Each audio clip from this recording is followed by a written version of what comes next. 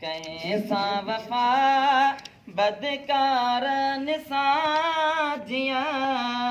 कई मुस्तफा वो करे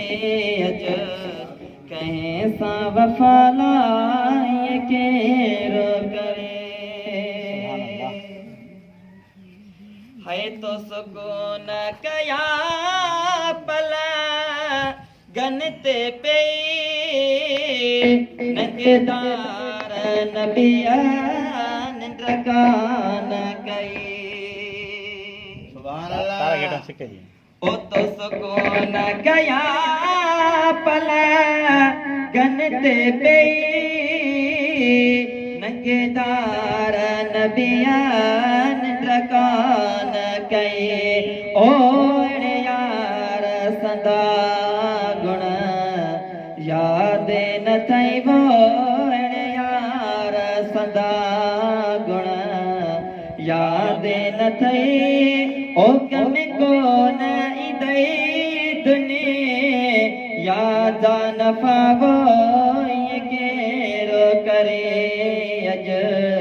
कहीं सा वफा ये केरो करे ओके दो खैर मिलो थे खजाने जो जिस कुर्ब हुसैन जनाले जो सुभान अल्लाह ओके दो खैर मिलो थे खजाने जो जिस कुर्ब हुसैन जनाने जो ओ दुख ज़ैब बणी वियो ज़माने जो ला दुख ज़ैब बणी वियो ज़माने जो तब सोणल थे अदा कोन खफावो केरो करे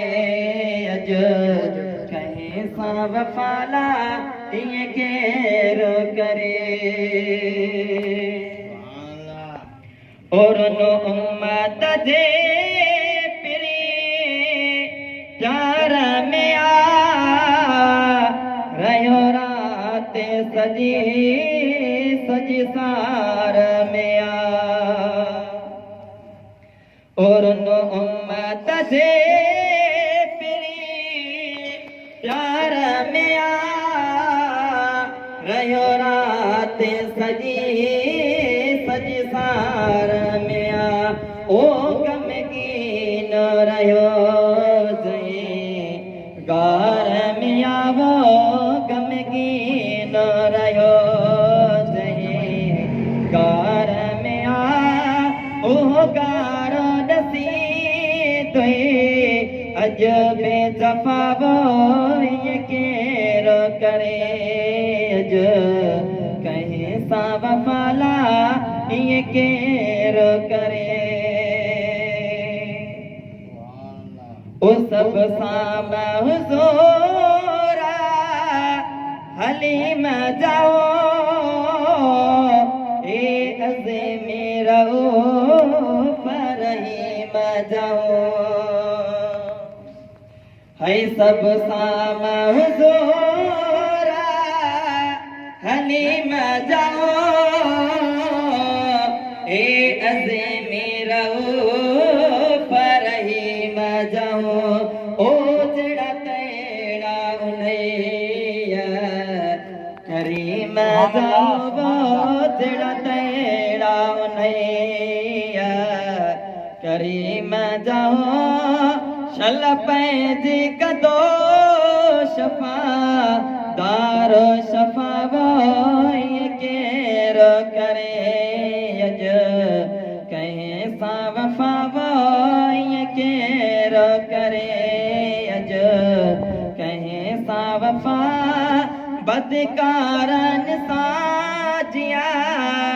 कई मुस्तफा वो मदीने खा जने मुके लाणी थी वो मदीने का जने मुके लाणी थी जण को जबला राखा बिगाड़ी थी वो मदीने खोज गए सल्लल्लाहु अलैहि या रसूल अल्लाह वसल्लम अलैका या हबीब अल्लाह।